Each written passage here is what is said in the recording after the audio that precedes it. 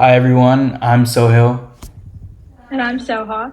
and we have a brand new episode for our StrokeSense app, and we have a really special conversation planned for today with Miss Walker.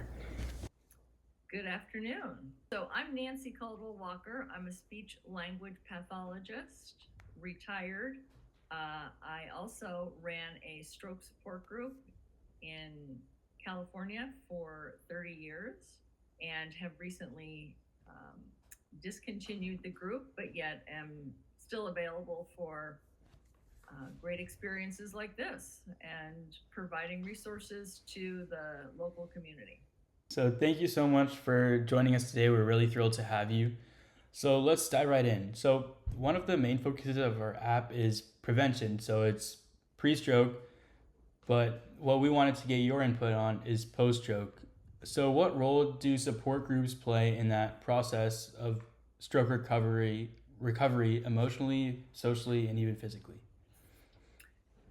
So, a support group really provides a community for not only the stroke survivor, but also for the caregiver to begin navigating this new life. Unfortunately, with a stroke, um, things change within a second, and lifestyles change, expectations change, and quite often, stroke survivors and their caregivers lose their own personal community that they may have built for 30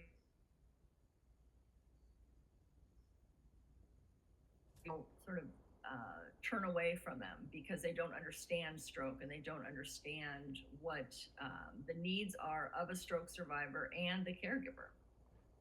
We're also curious, so what does a typical support session look like for a patient? That's a great question, and most of the time, they're going to be different in every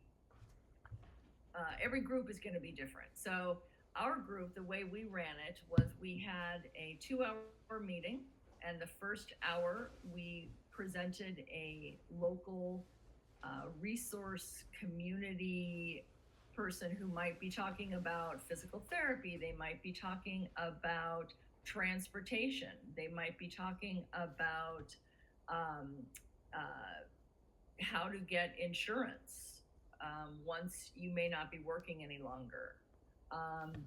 We also had people come in talking about getting your driver's license back, which is one of the largest issues for a stroke survivor because quite often they are not able to drive any longer, and maybe they've improved enough that they feel that they would be safe behind the wheel.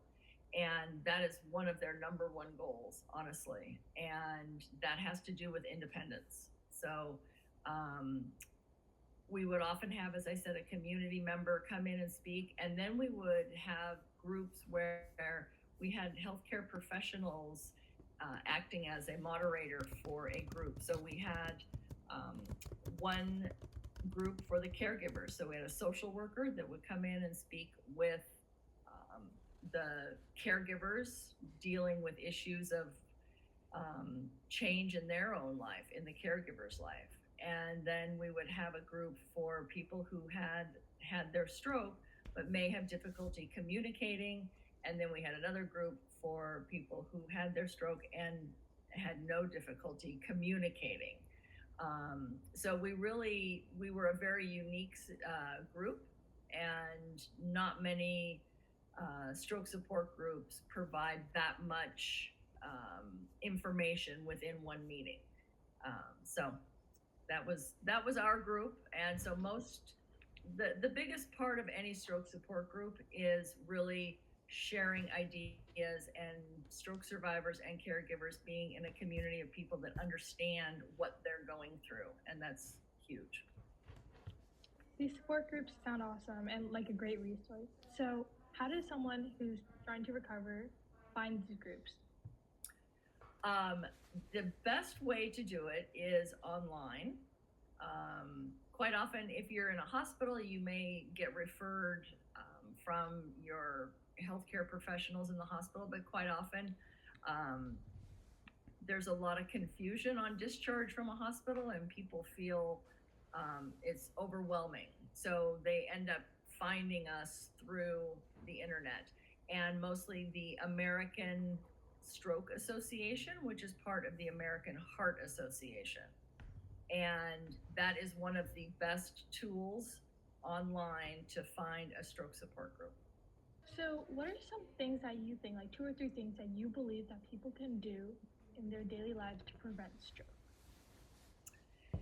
So, the risk factors for stroke, as most of your listeners probably know, there are some things that they cannot control, such as their age, their race, their medical history, and if they have had either a heart attack or a stroke or a TIA, a transient ischemic attack, prior to when they're trying to figure out the best way to prevent a stroke.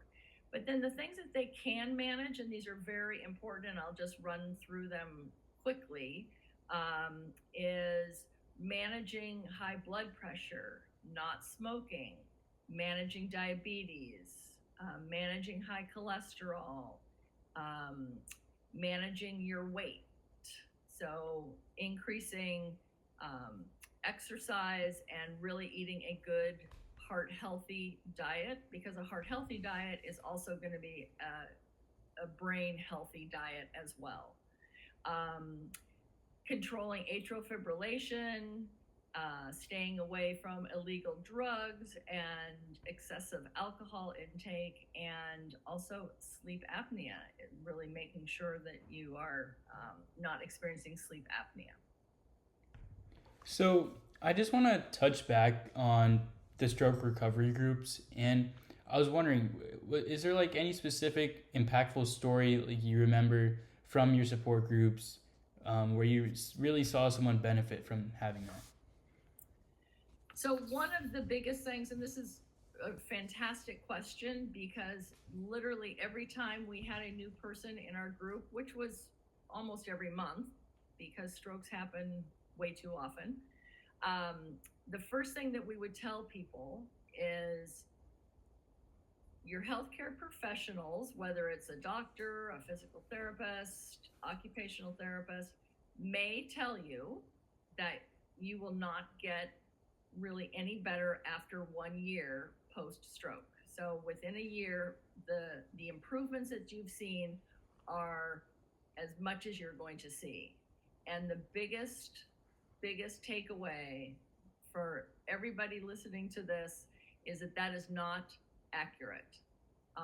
Science has come so far, and now we understand what's called neuroplasticity, which is really a rerouting of the brain signals. And we understand that happens and allows people to continue to improve over years, not just weeks and months, but years. And maybe their progress may not be as great as it was from the moment of the stroke to 1 year, but they will continue to see progress. And part of that has to do with their willingness to have a good attitude and their willingness to do the work. So that truly the biggest takeaway from any of our groups was continue to work hard, because you will continue to get better. Thank you for that. What advice would you give to a young person who has a grandparent or maybe like a parent, some relative who's recovering from a stroke? I love this question, because quite often we just think about the caregiver, who is the person that most likely is in the home. But your question brings up not only just the younger person, but somebody who doesn't see the stroke survivor on a daily basis. And so a few kind of thoughts that I had were to, number one, meet them where they are. Really keep your expectations in line with the stroke survivor. You don't want them to be frustrated and quite often with stroke, there's depression and anger, and being a younger person, whether you're a grandchild or other family member, just really being with them. And I think there's a reframing that can go on, that as a younger person, you may now have more opportunity to spend time with this stroke survivor and get information from them about their life and talking to them about their lives, bringing out photo albums, and sharing stories. That's a great way to improve their communication if they're having communication problems. If they're having physical problems, doing their exercises with them, encouraging them to continue to work towards recovery. And it's often a long road, but I think the encouragement of a younger family member, if it is a great way to really show compassion for the stroke survivor. Okay, thank you. That was like some really helpful information, and I'm sure people listening found it truly beneficial. So we really appreciate you taking the time to share all your insights and expertise in this subject with us. Well, it's absolutely my pleasure, and I really hope that people do seek out support, because it is absolutely an essential part of the rehab process. Okay, well, thank you very much for joining us today, and have a good one. Thank you. Same to you guys. Take care.